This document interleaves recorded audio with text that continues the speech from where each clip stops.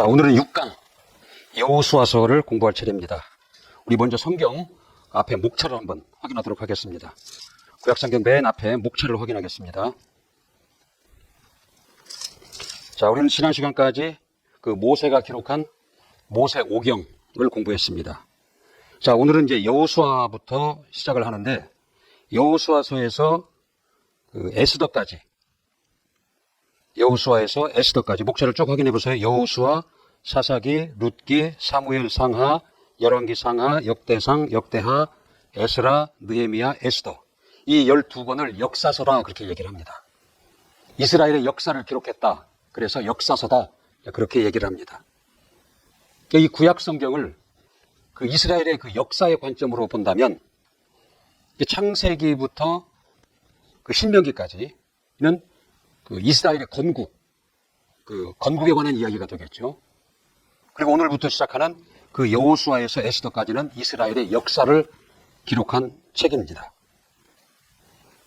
그러니까 이스라엘의 역사라는 관점에서 보면은 이 구약 성경은 맞는 얘기예요.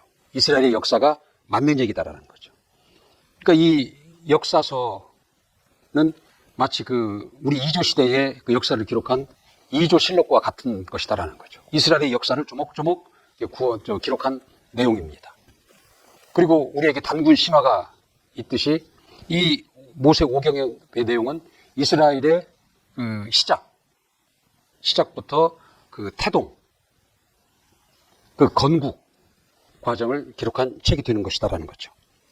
이렇게 그 구약 성경은 이스라엘의 역사서다. 맞는 얘기입니다. 그러나 이걸 이스라엘의 역사로 단정 지어버리고 이스라엘에 관한 역사책이다라고 강조를 해버리면 하나님은 하나님의 일을 하시기 위해서 이스라엘의 그 역사를 의지하는 아주 궁색한 분이 되는 거예요. 그리고 이 성경은 예수 그리스도가 오시는, 특히 구약은 예수 그리스도가 오시는 하나의 통로다, 길이다, 그렇게 말씀을 드렸잖아요.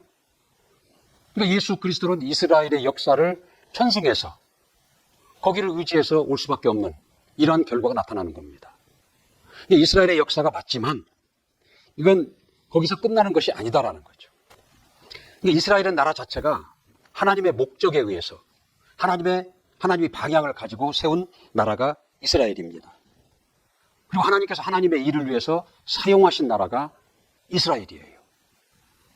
그리고 하나님의 일을 위해서 그 선택을 받은, 쓰임을 받은 나라가 이스라엘이라는 거죠. 그러니까 이스라엘의 나라 자체가 하나님으로 말미암아 시작이 된 거예요. 하나님의 목적을 위해서 하나님이 시작하신 나라라는 거죠. 똑같은 책을 보는데 인본주의적인 관점에서 보느냐, 신본주의적인 관점에서 보느냐에 따라서 이렇게 차이가 나는 겁니다. 우리는 성경을 볼 때 인본주의적인 관점이 아니라 신본주의적 관점, 하나님의 입장에서 성경을 봐야 하나님이 의도하신 것을 우리가 성경에서 발견할 수 있다는 거죠. 근데 아브라함 당시에 수많은 사람이 있었고 민족이 있었고 나라들이 있었잖아요. 하나님은 그들을 사용하지 않으신 거예요. 그들을 선택하신 것이 아니다라는 거죠. 아브라함을 선택하시고 그로 인해서 히브리 민족을 형성케 하시고 그리고 그들이 이스라엘이라는 나라를 이루게 하셔서 그 이스라엘을 통해서 하나님의 일을 진행하시고자 하신 것이다라는 거죠. 그러니까 이 모세오경이나 이 역사서는 그래서 하나님의 그 주관하심과 하나님의 인도하심이 흐르고 있는 거예요. 이렇게 성경을 봐야 된다는 거죠. 그래서 앞으로 우리가 12권 그 역사서를 이제 공부를 할 텐데, 그래서 역사서를 보는 관점이 중요하다는 거죠. 역사서를 볼 때 어느 관점을 보고 어느 안경을 쓰고 역사서를 볼 것인가, 그게 중요한 것입니다. 이 역사서는 하나님의 그 일하심이 나타나고 있어요. 겉으로 보기에는 이스라엘의 역사를 기록한 역사책과 같지만 그 안을 들여다보면은 하나님의 그 일하심이 나타난다는 거죠. 하나님만이 하실 수 있는 일들이 거기서 드러난다는 거죠. 하나님의 전능하심이 드러나고 하나님의 성품이 거기서 드러나고 하나님의 뜻이 거기서 드러나고 있다는 겁니다. 홍해를 건넌다는 건 이거 불가능한 일, 하나님만이 하실 수 있는 일입니다. 요단강이 갈라지고 여리고성이 무너지고 전쟁에서 이길 수 없는 전쟁에서 승리하고 이 하나님의 일하시는 증거들이 역사서에 계속 나타나고 있습니다. 그리고 이제 왕들이 나옵니다. 여러 왕들이 나오죠. 그리고 사사들이 나와요. 하나님이 세우신 지도자, 사사들이 나온다라는 거죠. 그래서 얼핏 보면 왕이 거기에 주인 같고 사사들이 주인공 같지만 그 왕과 사사를 세우시는 분은 하나님이셨다라는 거죠. 그 역사를 이렇게 저렇게 움직이는 것은 역사의 그 주관자가 하나님이신 것을 발견할 수 있다는 것입니다. 그리고 하나님의 약속이 흘러가고 있어요. 아브라함에게 약속하신 하나님의 그 약속이 계속 역사세에 흘러가고 있다는 거죠. 그러니까 아브라함에게 약속하신 가나안 땅을 결국은 그 약속이 이루어져서 이스라엘이 그 땅을 성취하게 된다는 거죠. 그리고 또 하나는 뭐냐면 그 복과 저주를 통해서 하나님의 현재성을 드러내고 계세요. 하나님의 권위를 드러내고 있다는 거죠. 자, 이와 같은 그 관점을 가지고 역사서를 보면은 이게 단순 이스라엘 역사가 아니라 이 하나님이 주관하시고 하나님이 인도하심을 거기서 볼 수 있다는 거죠. 근데 하나님이 이스라엘의 역사를 의지하신 것이 아니고 예수 그리스도가 이스라엘의 그 역사를 편성해서 오신 것이 아니라 하나님이 목적과 계획을 가지고 나라를 세우셨고 그 나라의 모든 역사의 주관자가 하나님이 되심을 알 수 있다는 것입니다. 이런 관점으로 앞으로 공부하게 될 그 역사서를 봐야 된다는 거죠. 자, 그 역사서 중에 오늘은 첫 번째로 여호수아서를 오늘은 공부하도록 하겠습니다. 그 여호수아서의 그 먼저 개관을 보면은 그 전체 흐르는 내용이 전쟁에서의 승리와 축복입니다. 승리와 하나님이 복을 주심, 축복이 그 밑바탕에 지금 흐르고 있다는 거죠. 이 승리와 축복은 어디에서 오냐? 그 하나님에 대한 믿음, 신뢰가 있고 이 믿음과 신뢰가 있기 때문에 순종을 한다는 거죠. 하나님의 말씀에. 그래서 그 결과로 승리와 하나님으로부터 복을 받는 축복. 이 얘기가 밑바탕을 흐르고 있다는 거죠. 오늘날에도 하나님은 우리 자신의 그 영혼을 사랑하는 자들을 기뻐하십니다. 아들의 핏값을 주고 사신 영혼, 피의 은혜를 입은 영혼, 하나님의 자녀된 영혼, 그 자신의 영혼을 사랑하는 자들을 하나님은 기뻐하신다는 거죠. 그리고 믿음이 있어서 순종하는 자들, 이런 자들을 기뻐하신다는 거죠.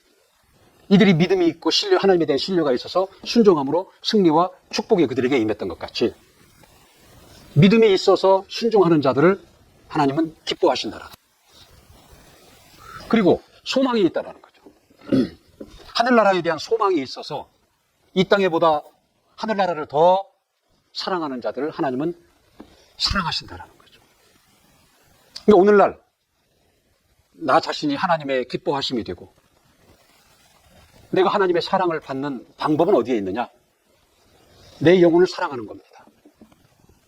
그리고 하나님을 신뢰함으로 하나님의 그 말씀에 대한 믿음이 있고 믿음이 있어 믿음을 따라 순종할 때 그리고 하늘에 대한 소망이 있고 이 땅보다 하늘에 대한 소망을 가지고 있을 때 우리는 하나님의 기뻐하심이 되고 하나님의 사랑을 받는 자가 된다는 거죠. 이게 뭐예요? 영혼이 이런 자들이 하는 일을 하나님은 지원해 주시고 하나님은 도우시는 겁니다. 다른 표현을 어떻게 하는 거예요? 영혼이 잘됨과 같이 그런 거예요. 영혼이 잘됨과 같이 그 범사가 잘되고 강건하리라 그랬잖아요. 그러니까 오늘 나는 과연 내 영혼을 사랑하는 자인가? 나는 정말 믿음이 있어 믿음으로 순종하는 자인가? 하늘나라에 대한 소망이 있어서 이 땅보다 더 하늘나라를 더 소망하고 사랑하고 있는가? 우리 자신을 한번 돌아볼 필요가 있는 겁니다. 이 여호수아서의 전 밑바탕을 흐르고 있는 승리와 축복은 결과적으로 이 믿음과 믿음에 따르는 순종의 결과로 나타나는 것이다는 것입니다. 근데 이 전쟁에서 승리를 하는 것은 뭐냐면 이스라엘의 군대의 힘, 수적 우위, 그들의 잘 짜여진 전략 때문에 그런 것이 아니라 하나님의 말씀에 대한 믿음과 순종이 승리와 축복을 가져왔고 또 하나님이 약속하신 것을 이루시는 분이라는 걸 보여주고 있다는 거죠. 이스라엘이 잘해서 그들이 군대의 힘이 강해서 수적으로 많아서 전쟁을 이긴 것이 아니라 하나님이 하나님의 약속을 지금 이루어가고 계시기 때문에 그 과정 중에서 이스라엘은 승리가 있고 축복이 있었고 그걸 보여주고 있다는 거죠.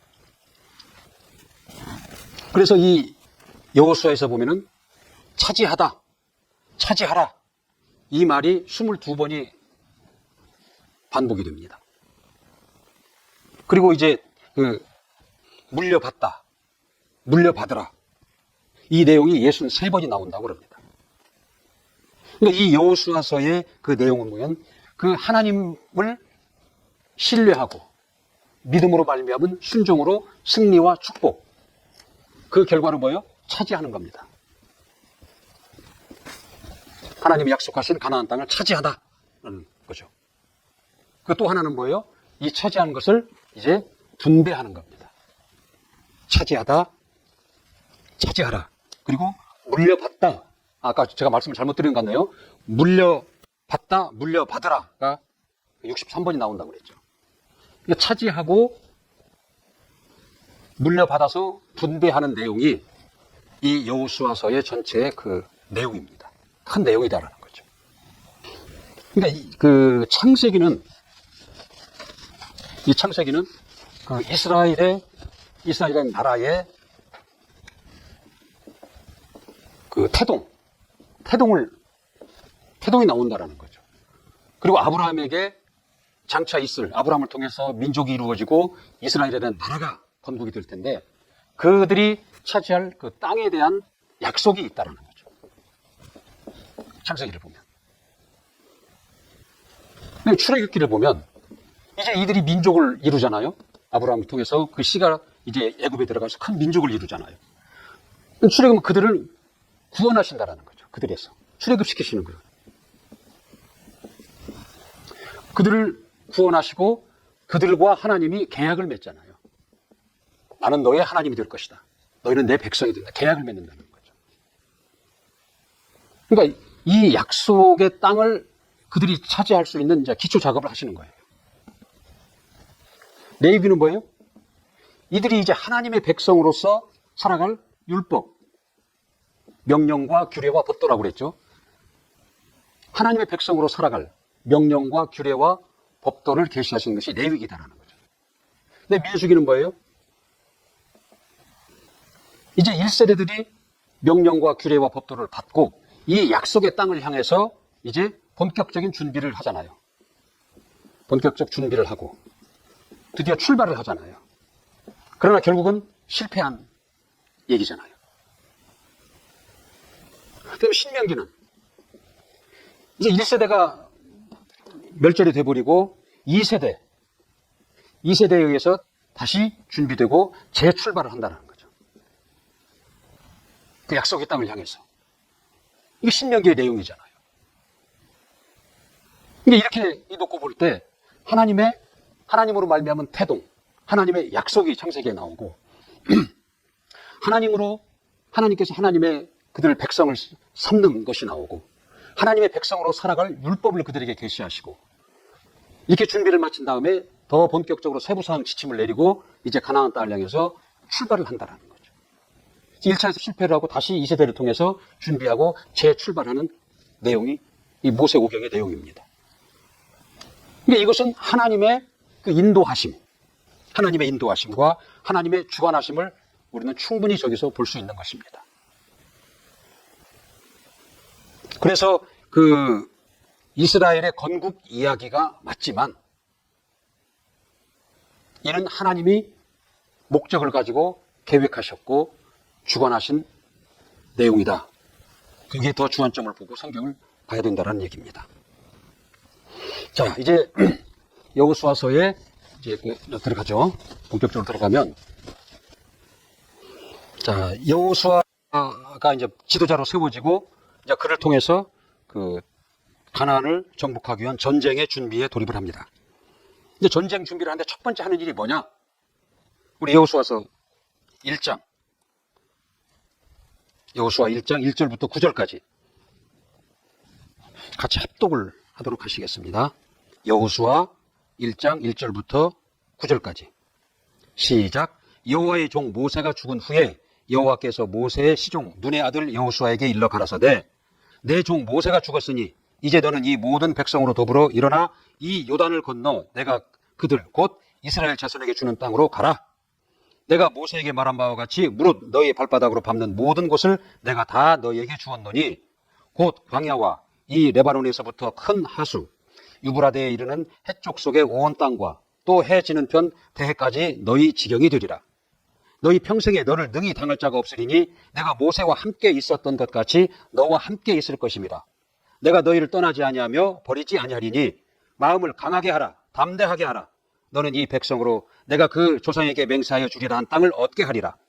오직 너는 마음을 강하게 하고 극히 담대히 하여 나의 종 모세가 내게 명한 율법을 다 지켜 행하고 좌로나 우로나 치우치지 말라.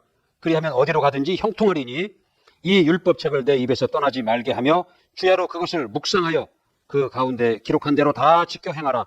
그리하면 내 길이 평탄하게 될 것이라. 내가 형통하리라. 내가 네게 명한 것이 아니냐. 마음을 강하게 하고 담대히 하라. 두려워 말며 놀라지 말라. 내가 어디로 가든지 내 하나님 여호와가 너와 함께 하느니라 하시니라. 자, 이제 이스라엘 땅을 향해서 이제 출발을 하고 가서 수많은 전쟁을 이제 치러야 합니다. 이 출발을 어떻게 하느냐? 하나님의 명령을 받는다는 거죠. 하나님의 말씀을 받고 시작을 한다는 겁니다. 그 유월절을 할례를 받게 하고 유월절을 지키게 하거든요. 이건 무엇을 의미하냐면 너희가 하나님께 속했다라는 걸 지금 말씀하는 거예요. 하나님의 말씀을 받고 그 명령을 따라서 지금 나아가는 것이고, 그리고 너희들은 할례를 받고 유월절을 지켜라. 이거 뭐냐? 너희는 하나님께 속한 자들이다. 그들의 정체성을 다시 한번 확인시키게 하는 것이다라는 거죠. 이것이 가장 큰 준비예요. 전쟁을 나가는 가장 큰 준비가 하나님의 명령을 받고 그 하나님의 말씀을 따르고 말씀을 받아 준비하고, 그리고 너희들은 하나님께 속한 자다, 하나님의 백성이다는 그 정체성을 확인하는 준비를 먼저 한다라는 거죠. 그리고 이제 정탐꾼을 보내고 요단강을 건너서 간다라는 것입니다. 우리가 읽은 그 1절에서 9절까지 그 내용을 보면은 그 함께하심이라는 내용이 나옵니다. 그러니까 이스라엘이 전쟁에서 이제 승리를 해 나가는데 그 승리의 비결은 하나님이 그들과 함께하심입니다. 우리 1장 5절 한번 볼까요? 방금 읽은 여호수아서 1장 5절. 너희 평생에 너를 능히 당할 자가 없으니 내가 모세와 함께 있었던 것 같이 너와 함께 있을 것임이라. 내가 너를 떠나지 아니하며 버리지 아니하리라. 함께 하겠다라는 거죠. 하나님 함께 하심으로 말미암아 승리를 약속하고 있는 거예요.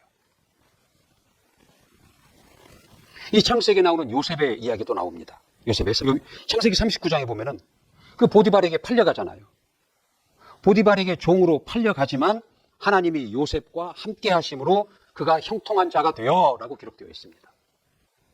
종으로 팔려가는 것이 겉으로 보기에는 참으로 이미 다 끝난 것 같지만 하나님이 그와 함께 하심으로 그가 형통한 자가 된다라고 창세기 39장 2절에 나와 있습니다. 그리고 그가 잘 나가다가 보디발의 아내의 그 모함에 빠져가지고 어떻게 해요? 옥에 갇혔다라는 거죠. 그때에도 하나님께서 요셉과 함께 하시니 하나님의 은혜를 받게 하시고 그랬어요. 하나님이 요셉과 함께 하시니 하나님의 은혜를 받게 하셨다. 창세기 39장 21절에 나와 있다는 거죠. 그러니까 그 위기 중에 있을지라도 하나님이 함께 하심으로 요셉이 형통했고, 그 위기 중에 있을지라도 하나님이 그와 함께 하시니까 하나님의 은혜를 받았다라는 얘기입니다. 이 여호수아도 마찬가지입니다. 모세와 함께 하신 하나님이 너와 함께 하시니 내가 너를 떠나지 아니하리니 버리지 아니하리니 마음을 강하게 하라, 담대히 하라. 하나님이 말씀하시는 겁니다. 이게 하나님이 함께 하심. 그러니까 오늘날 우리는 우리 영혼을 성전 삼으시고 하나님이 우리와 함께 하십니다. 어떻게? 하나님의 이름으로, 예수 이름을 우리 영혼이 영접함으로 하나님을 영접하였고 하나님이 우리와 함께 하시는 자들이다라는 거죠. 이에 대한 믿음이 있어야 된다는 거죠. 그래서 그 믿음이 있을 때 우리는 담대함이 있고 우리는 세상을 이길 수 있는 것입니다. 이렇게 약속을 받고 이제 출발한다. 약속으로 출발합니다. 하나님의 말씀을 받고 시작을 한다라는 것이죠. 그 다음에 정탐꾼을 보내죠. 정탐꾼을 보내는데 2장 24절 보세요. 2장 24절 시작. 또 여호수아에게 이르되 진실로 여호와께서 그 온 땅을 우리 손에 붙여주셨으므로 그 땅의 모든 거민이 우리 앞에 간담이 녹더이다. 자, 정탐꾼의 그 정탐 보고 내용입니다. 하나님이 저들을 우리에게 붙이셨으니 그 땅에 있는 자들이 우리 앞에 간담이 녹더이다 라는 보고를 한다는 거죠. 우리가 민수기에서 그 정탐 내용이 나오죠. 근데 그들의 정탐 내용이 있어요. 우리는 능히 그들을 대하지 못할 것이다. 우리는 그들 앞에 메뚜기와 같은 자들이다. 그런 정탐 보고 내용을 했잖아요. 똑같이 정탐을 하고 왔는데 정탐 그 보고 내용이 다른다라는 거죠. 그러니까 들어가서 싸워야 될 그 나라의 형편은 바뀌지 않았어요. 그 민수기 때 가서 정탐한 그 내용이나 지금 여기서 나오는 그 정탐할 때나 그 형편은 바뀌지 않았다라는 거죠. 그러나 이들이 이제 하나님의 약속을 믿고 하나님을 신뢰함으로 인해서 그들의 보는 눈이 바뀐 겁니다. 그래서 그 민수기에 나왔던 자들은 부정적이고 현실을 그대로 받아들이고 그 현실 앞에서 절망하고 낙담하고 그런 보고를 냈지만 이제 여기서는 다른 눈으로 받아보니까 현실은 그대로이고 객관적으로 볼 때 우리가 약하지만 하나님이 함께 하심으로 약속하셨으니 우리가 능히 그들을 대적할 수 있고 그들은 우리 앞에 간담이 녹더이다라는 보고를 낸다라는 거죠. 이 여호수아서 2장 9절부터 11절까지 보면은 그 기생 라합의 얘기가 나오잖아요. 우리 9절부터 11절 한번 볼까요? 2장 9절부터 11절까지 한번 합독하시겠습니다. 시작. 말하되 여호와께서 이 땅을 너희에게 주신 줄을 내가 아노라. 우리가 너희를 심히 두려워하고, 기생 라합의 얘기입니다. 내가 너희를 심히 두려워하고, 지금 정탐을 간 자들을 만나서 기생 라합이 지금 한 고백이에요. 너희를 심히 두려워하고 이 땅 백성이 다 너희 앞에 간담이 녹나니 이는 너희가 애굽에서 나올 때에 여호와께서 너희 앞에 홍해 물을 마르게 하신 일과 너희가 요단 저편에 있는 아모리 사람의 두 왕 시온과 옥에게 행한 일을 곧 그들을 전멸시킨 일을 우리가 들었습니다. 우리가 듣자 곧 마음이 녹았고 너희의 연고로 사람이 정신을 잃었나니 너희 하나님 여호와는 상천하지의 하나님이시니라. 이방 사람들인데 그 출애굽의 홍해를 가른 하나님, 도무지 이길 수 없는 당대의 강대국인 그 아모리 두 족속을 전멸시킨 그 전쟁을 보고 그 소식을 듣고 절망을 하고 간담이 녹는다는 그 표현을 하고 있다는 거죠. 그러나 막상 이스라엘은 어떻게 했어요? 그걸 믿지 않았잖아요. 결국 광야에서 다 죽었잖아요. 그러나 오히려 이방 이 민족은 이들은 그 소식을 듣고도 이스라엘에 들어온다고 하니까 벌써 간담이 녹아버린 거예요. 전의를 상실해버린 겁니다. 그 야고보서 1장 19절에 보면은 그 예수 이름의 그 권세, 예수 이름의 그 능력을 귀신도 믿고 두려워 떤다 그랬습니다. 그러니까 세상 사람들은 물론 예수 이름을 인정하지도 않고 믿지도 않습니다. 그리고 오늘날 예수 이름을 영접한, 예수 이름을 모신 우리는 과연 어떠할까? 정말 귀신도 그 이름을 알고 두려워 떠는데 우리는 과연 그 이름에 대한 자부심과 그 이름이 과연 우리에게 기업이 되고 있고 과연 그 이름에 대한 신뢰와 믿음이 있는가? 우리는 여기서 그 이스라엘 사람들의 그 반응을 보고 우리 자신을 한번 돌이켜 볼 필요가 있는 것입니다. 그 다음에 이제 요단강을 건너죠. 자, 요단강을 건너는데, 그 요단강을 건넌데, 이스라엘의 힘으로 건넌 것이 아닙니다. 그때가 시기적으로 물이 가장 높을 시기예요. 그러니까 그걸 도무지 건너갈 수 없는 상황이었다라는 거죠. 근데 하나님이 그 길을 열어주신 거예요. 근데 하나님이 그 길을 열어주신데, 우리가 홍해에서 출애굽기에서 보면, 출애굽에 보면은 홍해를 건너는 이야기가 나오잖아요. 거기도 물이 열려서 이제 육지와 같이 걸어간다는 거거든요. 여기도 마찬가지예요. 이제 요단강에 물이 이제 마르고 거기를 건너가거든요. 그러니까 출애굽기에 나오는 그 홍해를 건너죠. 홍해를 건너요. 분명히 물이 있다라는 거죠. 바닷물이잖아요. 근데 길이 나는 거예요. 그래서 육지를 건너듯이 거기를 건너요. 여기 지금 여호수아서에서 나오는 이 요단이라는 강이 있다라는 거죠. 근데 분명히 물이 있어요. 건널 수 없는. 그럼 결국 육지를 건너듯이 건넜거든요. 같은 상황이다라는 거죠. 근데 차이가 있습니다. 여기는 하나님이 은혜로 일방적으로 물길을 내셨어요. 모세가 손을 내밀을 때 하나님이 그걸 열어주셨다라는 거죠. 근데 여기는 하나님 미리 열어주시지 않았다라는 거죠. 너희가 가라 그런 거예요. 너희가 이 법궤를 메고 들어가라라고 하는 겁니다. 하나님 미리 열어주시고 건너가라는 게 아니라 법궤를 메고 너희가 거기를 들어가라 얘기를 하신 거예요. 그럴 때 이 물길이 이제 물이 마르고 길이 열린 것이거든요. 이런 차이가 있다라는 거죠. 그러니까 이걸 오늘날로 적용해 보면 이건 구원이에요. 구원. 이 하나님의 구원은 은혜로 받는 겁니다. 내 수고와 노력이 없는 거예요. 믿음으로 받는 거예요. 그냥 단순히. 하나님이 베푸신 은혜를 내 소유로 삼는 것. 그것이 내게 효험이 되게 하는 것은 믿음입니다. 믿음만 있으면 된다라는 거예요. 이건 하나님이 여러 구원을 오늘날 예피하고 있는 거고 우리를 믿기만 하면 된다라는 내 수고가 들어갈 일이 없다라는 거죠. 근데 여기는 뭐예요? 이 의지를 사용해야 되는 거예요. 너희가 들어가라라는 거죠. 의지를 사용하고 이 믿음을 사용해야 된다는 거죠. 들어가면 죽는데 어떻게 들어갑니까? 믿음이 하나님을 믿고 그 하나님을 믿기에 그분의 말씀을 믿는 믿음을 사용함으로 내 의지가 발동이 되고 하나님 말씀하신 대로 법궤를 메고 들어가니까 요단강이 말라진 것입니다. 이런 차이가 있다라는 거죠. 그러니까 우리가 믿음 구원이라는 것은 그냥 은혜로 받은 거예요. 믿음으로 그냥 받은 것이다라는 거죠. 그러니까 오늘 구원받은 이후에 우리의 삶이라는 것은 어떻게 해요? 내 의지를 사용을 해야 되는 것이고 이 믿음을 사용해야 된다는 거죠. 가지고 있는 믿음과 사용하고 있는 믿음은 다른 것입니다. 내가 그 믿음을 사용할 때, 내 의지를 사용해서 의지를 사용할 때 거기에서 하나님의 영광을 우리가 볼 수 있는 것입니다.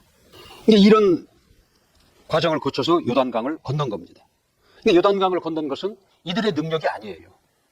믿음과 순종의 작품이라는 거죠. 믿음과 순종으로 이들이 요단강을 건넌다라는 거죠. 그러니까 이 믿음이라는 말에는 이 두 가지 의미가 있는 거예요. 믿기를 지속하다. 그 다음에 순종하다. 이 두 가지가 의미가 있는 겁니다. 그러니까 믿음이 있다, 오늘날 믿음이 있다 하는 것은 뭐예요? 그것을 믿기를 지속한다라는 거죠. 그리고 말씀에 쫓아 순종하기를 지속하는 것입니다. 그래서 이 믿음을 가질 때 우리가 하나님의 영광을 볼 수 있는 것입니다. 하나님으로 말미암은 결과를 우리는 볼 수 있는 것이다 라는 얘기죠. 그리고 이제 이들이 아까 그 할례를 받고 유월절을 지키라고 그랬잖아요. 이들의 그 정체성을 다시 한번 확인하는 것이다라는 거죠. 그들이 이제 그 가나안 땅에 들어가면 수많은 이방 민족들이 있다라는 거죠.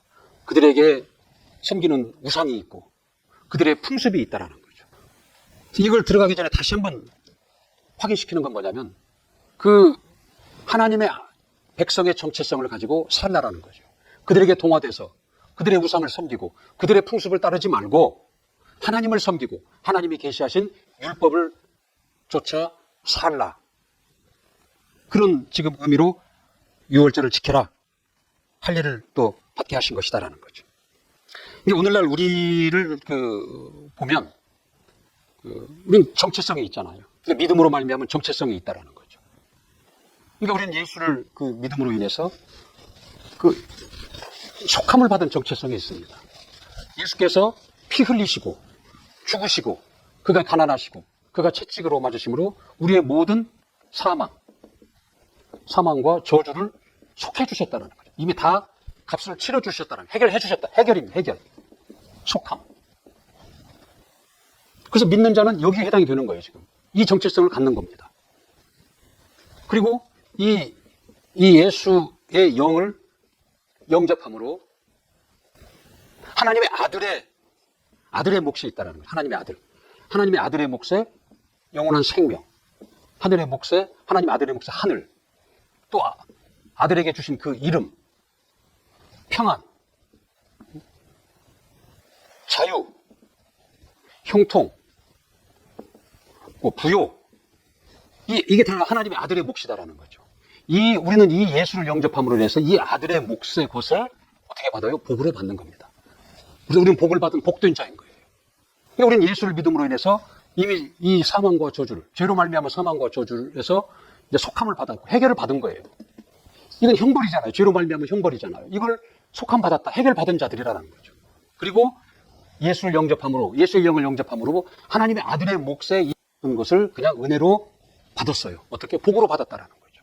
그래서 우리는 복된 자예요. 이미 해결받은 자, 속함을 받은 자요, 복을 받은 복된 자. 그게 우리의 정체성이라는 거죠. 근데 우리는 이 정체성을 따라서 생각하고 말하고 반응을 나타내야 되는 거죠. 근데 그렇지 못해요, 사실은. 우리 현실에 반응을 하거든요. 현실에 내 몸에 병이 있으면 나는 병자다. 나의 정체성을 병자로 고백해버립니다. 그럼 예수 안에서 이미 이건 해결된 거예요. 내 병은. 그리고 이런 복을 받은 복된 자라는 거죠. 그러니까 이 나의 정체성을 고백하고 나의 정체성을 따라서 생각하고 말하고 행동할 때 이 복된 자의 증거가 나타나게 된다는 거죠. 우리는 그 현실에, 느낌에, 들려오는 그 말에 반응함으로 일희일비하는 자가 아니라 하나님이 예수를 믿는 자에게 주신 이 정체성에서 반응을 할 때 우리는 세상을 이길 수 있을 것입니다. 우리 앞에 닥친 그 현실의 문제 앞에 일희일비하지 아니하고 평안을 유지할 수 있고 결국은 이 복된 자의 증거를 현실에도 보는 그런 삶을 살 수 있을 것입니다. 자, 이제 가나안을 정복합니다. 그걸 정복하는 방법을 보면 먼저 그 남과 북의 그 가운데를 점령을 해버려요. 그 뭐냐면 남과 북이 연합을 하지 못하도록 하는 겁니다. 그래서 남과 북의 가운데를 먼저 정복을 함으로 남과 북을 분리시켜버린다는 거죠. 그 다음에 여리고성을 함락하죠. 여리고성을 보면 이 전쟁이 하나님께 속한 것이다라는 걸. 하나님이 주관자이시고 하나님이 함께 하심을 우리는 능히 볼 수 있는 것이다라는 거죠. 이제 군사적인 관점으로 본다면 너무나 무모하잖아요. 여리고성 어떻게 무너뜨리라고 그랬어요? 하루에 한 바퀴씩 돌아라. 마지막 날에 7바퀴 돌고 소리를 질러라. 그러면 그 성이 무너질 것이다. 너무나 허무맹랑한 얘기잖아요. 그러나 이들은 하나님을 신뢰하고 그 말씀을 순종함으로 그렇게 합니다. 그러면 성이 무너져요. 이들의 힘과 능력으로 한 것이 아니라 하나님으로 말미암아 여리고성이 무너진다라는 거죠. 이 전쟁이 하나님께 속한 것이다라는 거죠. 그 여리고성이 얼마나 견고하냐면 그 여리고성 위에 길이 있는데 당시 마차가 2대가 달릴 수 있을 정도의 그렇게 견고한 성이다라는 거죠. 난공불락의 성이에요. 그 성을 하나님의 그들에게 말씀을 주시고 그 말씀을 순종함으로 인해서 그 성이 무너지게 하셨다라는 거죠. 그러니까 이 전쟁이 그 여리고성을 무너뜨리는 것이 그들의 힘과 전략이 아니라 하나님이 함께 하심의 결과라는 거죠. 전쟁이 하나님께 속한 것을 지금 보여주고 있다는 거죠. 이 법궤가 왜 그러냐? 왜 앞세워서 가느냐? 법궤 안에 하나님의 이름을 두셨어요. 하나님이 함께 하신다라는 거죠. 그래서 그 앞에 요단강을 건널 때에도 법궤를 앞세웠잖아요. 요단강이 말라요. 이 여리고성을 무너뜨릴 때에도 법궤를 앞세우니까 여리고성이 무너졌다라는 거죠. 하나님이 앞세워 하나님을 의지하고 나아갈 때 이러한 것이 일어난다는 거예요. 이 법궤는 하나님이 그들과 함께 하심이거든요. 오늘날에는 하나님이 우리 영혼을 성전 삼으시고 예수 이름이 우리 안에 임하셨다라는 거죠. 하나님 우리와 함께 하심입니다. 하나님 우리와 함께 하신다라는 거죠. 우리가 이 믿음이 있을 때 우리 안에 함께 하시는 그 하나님, 예수 이름으로 함께 하시는 그 하나님을 의지하며 나아갈 때 영적 싸움에서 승리할 수 있다는 거죠. 우리 앞에 가리막고 있는 요단강, 우리를 막고 있는, 방해하고 있는 그 여리고성을 이 영적 싸움에서 우리는 이길 수 있다는 것입니다. 그 예수 이름이 내 안에 있다라는 그 예수 이름에 대한 그 믿음과 나의 정체성, 하나님으로부터 부여받은 나의 정체성, 그것을 확고히 하고 그것을 내세워 나아갈 때 우리 앞에 있는 그 영적 싸움들, 여리고성과도 같고 요단강과도 같은 그런 장애와 그 방해물들을 우리는 그 물리치고 영적 싸움에서 승리할 수 있다는 것을 보여주고 있습니다. 그 다음에 그 아이성의 얘기가 나오잖아요. 아간과 아이성의 얘기가 나오죠. 근데 여리고성을 이렇게 간단하게 무너뜨리고 그 다음 이제 아이성을 가는데 그건 조그마한 성이다라는 거죠. 능히 한 번에 단번에 물리칠 수 있다고 생각을 하고 간 거예요. 싸움을 시작을 했는데 결국은 패배합니다. 그래서 왜 패배했는가? 그 패배의 원인을 보니까 그 6장 16절에 보면은 그 여리고에서 취한 모든 것을 다 여호와께 바쳐라. 멸절시켜라. 없애버려라. 아니요. 그런 겁니다. 근데 어떻게 해요? 아간이라는 사람이 탐을 냅니다. 그 획득물을, 노획물을 탐을 내서 일부를 숨겼다라는 거죠. 하나님은 그렇게 말라 하셨는데 아간이라는 사람이 그걸 일부 숨긴 겁니다. 그것이 원인이 돼서 에게 이길 줄 알았던 그 아이성의 함락에 실패를 해버린다라는 거죠. 그래서 그 아간과 그 가족과 그가 숨긴 그 모든 것들을 다 진멸한 뒤에야 그 아이성을 정복하게 됩니다.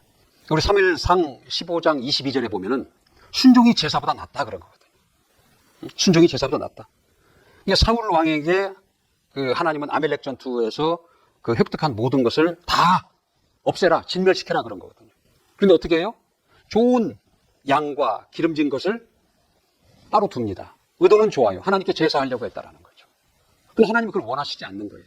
또 제사보다 순종을 원하시는 거예요. 진멸시켜라, 없애라. 하나님이 말씀하셨으면 그걸 순종하는 것을 하나님은 더 원하신다라는 거죠. 그걸 기뻐하신다라는 거죠. 그래서 순종이 그런 제사보다 불순종함으로 좋은 것과 기름진 것과 양을 잡아서 제사 지내는 것보다 하나님은 하나님 말씀에 순종하는 것을 더 기뻐하신다라는 것을 또 다시 한번 보여주고 있는 겁니다. 여기서.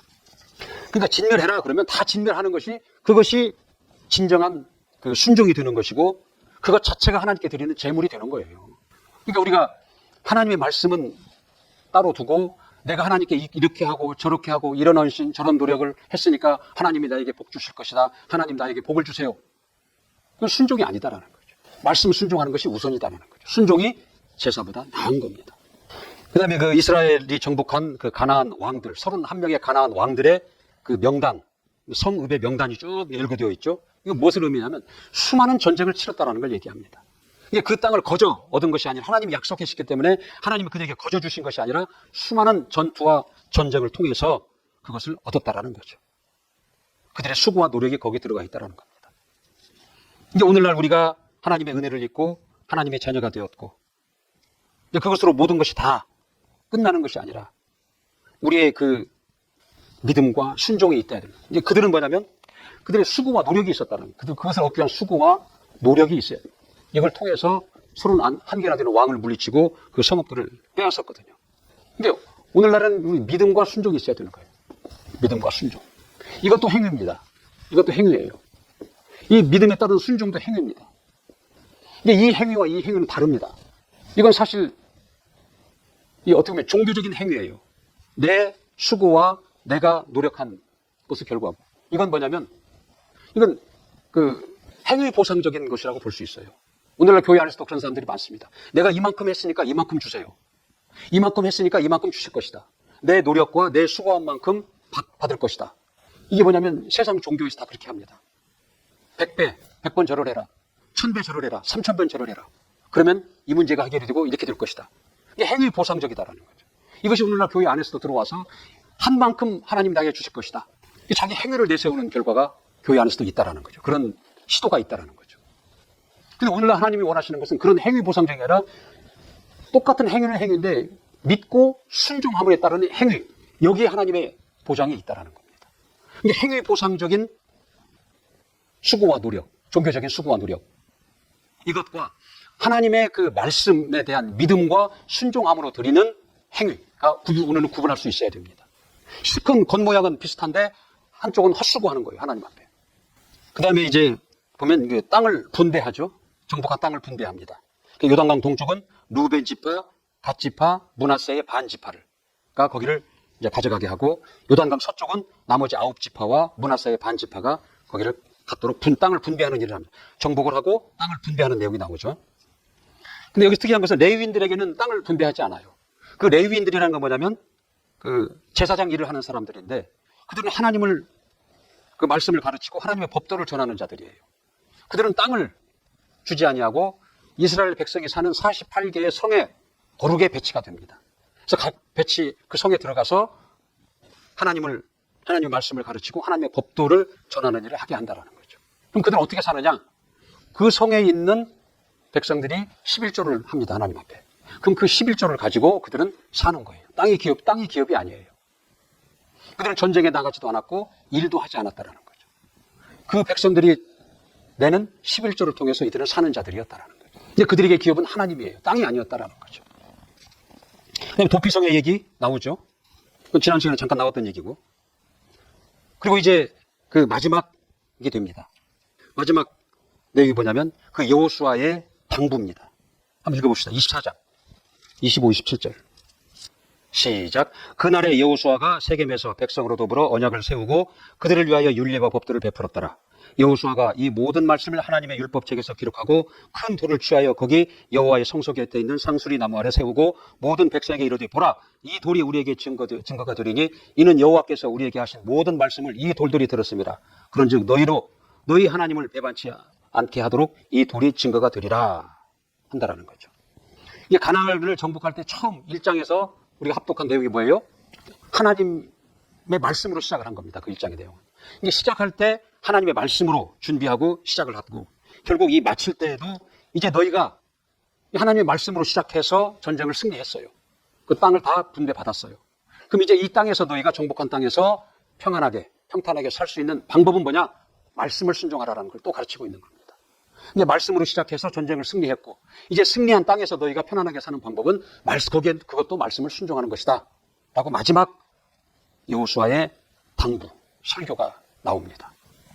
그리고 맨 마지막 어떻게 결국 여호수아가 이제 110세에 죽는 것으로 이 여호수아서가 이제 끝난다라는 거죠.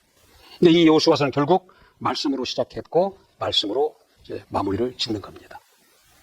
그래서 결국 여호수아도 여기서 이제 숨을 거두게 되는 것입니다. 자, 오늘 강의는 여기까지 하도록 하겠습니다. 수고하셨습니다.